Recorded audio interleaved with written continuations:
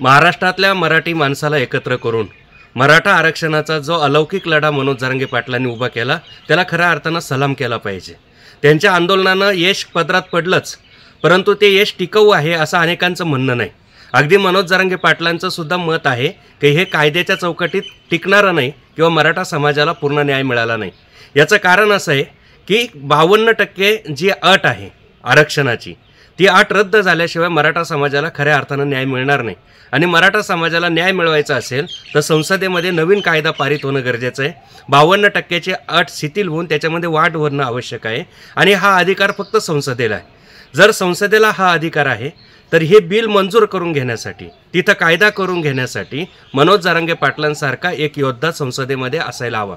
जसं राजू शेट्टी साहेबांनी आयुष्यभर रस्त्यावरती शेतकऱ्यांचा लढा लढला, पण त्याचबरोबर ते संसदेत गेले आणि उसाचे FRP सारखा कायदा करून घेतला।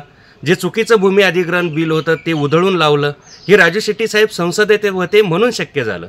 अगदी तसंच जर मराठा समाजाला टिकणारं आरक्षण कायद्याच्या चौकटीतलं आरक्षण हवं असल्यास मनोज जरांगे पाटील यांनी संसदेमध्ये जायला पाहिजे। यासाठी लोकसभेची निवडणूक त्यांनी लढवायला हवी।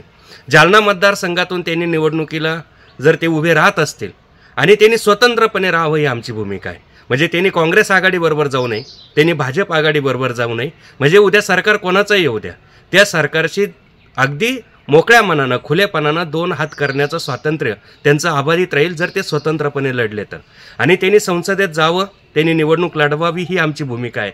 आणि जर जालना मतदारसंघातून मनोज जरांगे पाटील उभे राहत असतील, संसदेची निवडणूक स्वतंत्रपणे लढवत असतील तर त्याला स्वाभिमानी शेतकरी संघटनेचा पाठिंबा आहे। अर्थात काय भूमिका घ्यायची हा त्यांचा अधिकार आहे, पण मनोज जरांगे पाटलांसारखा राजू शेट्टी साहेबांसारखा माणूस हा संसदेमध्ये असायला हवे अशी आमची प्रामाणिक भावना आहे। एबीपी माझा, उघडा डोळे बघा नीट।